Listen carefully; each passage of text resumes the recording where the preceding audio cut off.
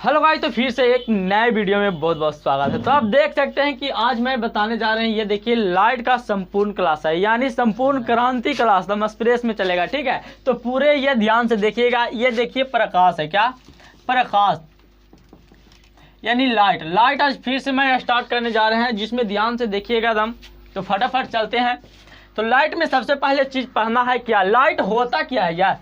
Light यानी प्रकाश होता क्या है। ठीक है, प्रकाश क्या होता है। इसके बाद पढ़ना है किरण, क्या चीज, किरण पढ़ना है। इसके बाद पढ़ना है किरण पुंज, क्या चीज, किरण पुंज। इसके बाद क्या पढ़ना है, इसमें 3 प्रकार का होता है। ठीक है, एक होता है समानांतर किरण पुंज, एक होता है अपसारी, अभिसारी, फिर अपसारी को बोलता है संश्रिप्त किरण पुंज, और इसे अपसारी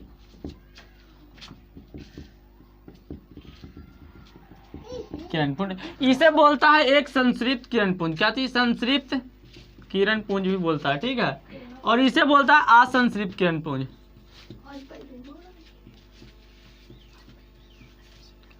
ठीक है, तो आप देखिए इसको बाद पढ़ना है आप लोगों का क्या, प्रकाश के उत्सर्जन पर 2 प्रकार के। ठीक है, पहला है दीप्त वस्तु, दूसरा है अदीप्त। इसके बाद पढ़ना है प्रकाश का परावर्तन, क्या चीज,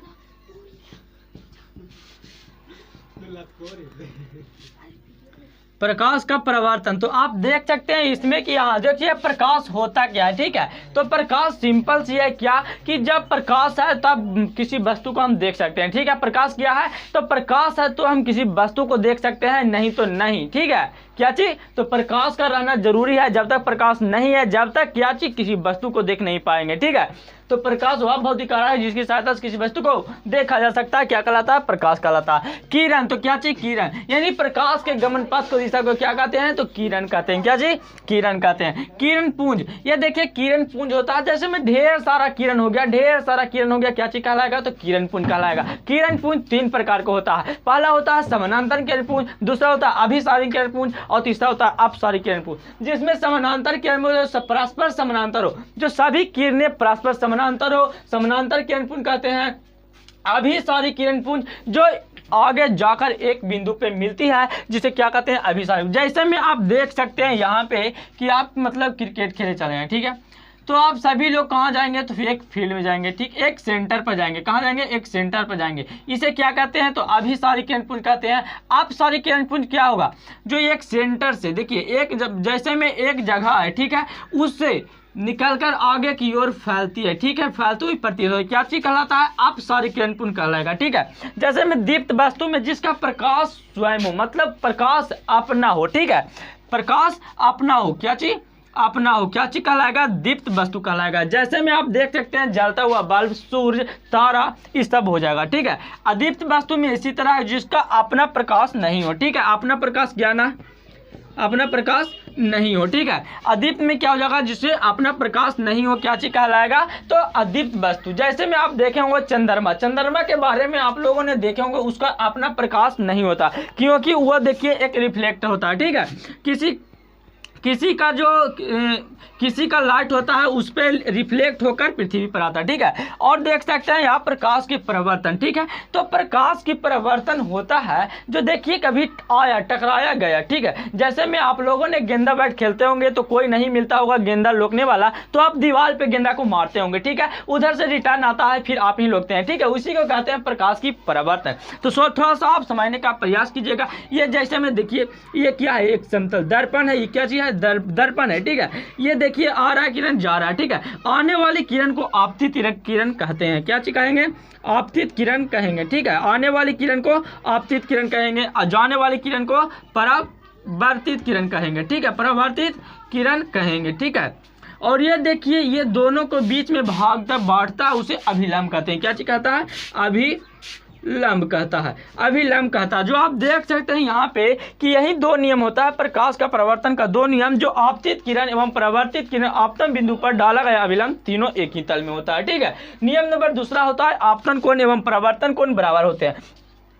तो इसमें आप सोचते होंगे कि आपतन कोण कहाँ से बनता है, तो अभिलंब से बनाइएगा। कहाँ से बनाइएगा, तो अभिलंब से बनाइएगा। तो अभिलंब की से जो बनने वाले कोण को क्या कहते हैं, तो एक आपतन कोण कहते हैं, एक परावर्तन कोण कहते हैं। तो आपस में दोनों बराबर होता है, ठीक है। तो प्रकाश की परावर्तन का दो नियम होता है, एक होता है आपतित किरण एवं परावर्तित किरण आपतन बिंदु पर डाला गया अभिलंब, तीनों एक ही तल में होता है, ठीक है। नियम नंबर दूसरा होता है क्या चीज, आपतन कोण एवं परावर्तन कोण आपस में बराबर होता है, ठीक है, यानी इक्वल होता है, ठीक है। जैसे में आप देखिएगा यहाँ पर से एक न्यूमेरिकल भी बन सकता है। तो आप देखिएगा जैसे में ये 30 डिग्री है, ठीक है।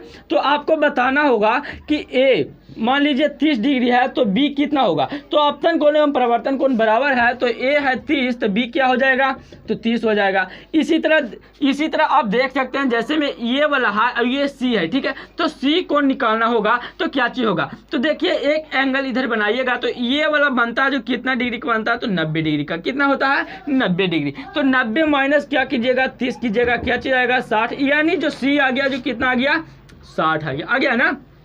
यहाँ तक आप लोगों की कोई भी दिक्कत नहीं होनी चाहिए। इसके आगे पढ़ना है क्या चीज, तो देखिए प्रतिबिंब, क्या चीज, प्रतिबिंब पढ़ना है, प्रतिबिंब पढ़ना, ठीक है। तो प्रतिबिंब में होता है क्या, किसी बिंदु स्रोत से आती प्रकाश की किरणें परिवर्तन या परिवर्तन के बाद जिस बिंदु पर मिलती हुई, जिस बिंदु परिवर्तन या परिवर्तन के बाद जिस बिंदु पर मिलती हुई संक्षिप्त या संक्षिप्त होती हुई प्रतीत होती है, प्रतिबिंब कहते हैं। क्या चीज कहते हैं, प्रतिबिंब कहते हैं, ठीक है। प्रतिबिंब भी दो प्रकार का होता है, एक होता है वास्तविक प्रतिबिंब, वास्तविक प्रतिबिंब, और दूसरा होता है आभासी प्रतिबिंब, ठीक है, आभासी प्रतिबिंब होता है।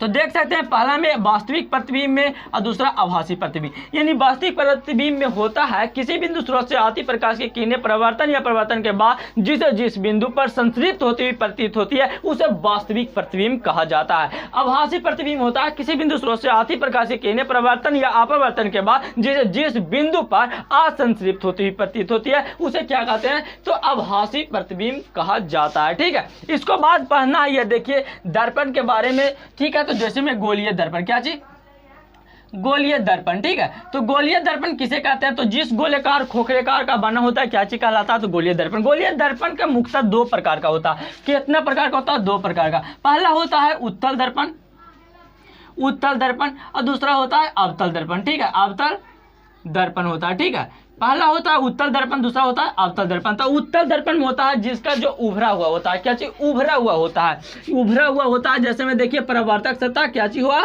तो उभरा हुआ क्या चीज कहलाएगा, उत्तल दर्पण कहलाएगा, ठीक है। क्या चीज कहलाएगा, तो ये कौन सा दर्पण है, तो उत्तल दर्पण, क्या चीज है, तो उत्तल दर्पण, ठीक है। अवतल दर्पण क्या है, तो अवतल दर्पण है जिसे परावर्तक सतह दबा हुआ होता है। परावर्तक सतह किधर कहते हैं, जिसको दने क्या चीज नहीं घास फूसा हुआ, यानी ज्यादा भार नहीं दिया हुआ, क्या चीज कहलाएगा, परावर्तक सतह कहलाएगा, परावर्तक सतह, ठीक है। और इसको ये वाला कौन के क्या कहते हैं, आपावर्तक सतह, आपावर्तक सतह। मतलब जिधर आप लोगों ने देख रहे हो छोटी छोटी घास टाइप का फूजा हुआ है उसे अपरावर्तक सतह कहते हैं, और जिधर नहीं फूजा हुआ उसे परावर्तक सतह कहते हैं, ठीक है। तो यहाँ तक आप लोगों ने समझ चुके होंगे। और जैसे में देखिए उत्तल दर्पण का उपयोग किया जाता है कहाँ पे, तो साइड मिरर का उपयोग में, ठीक है।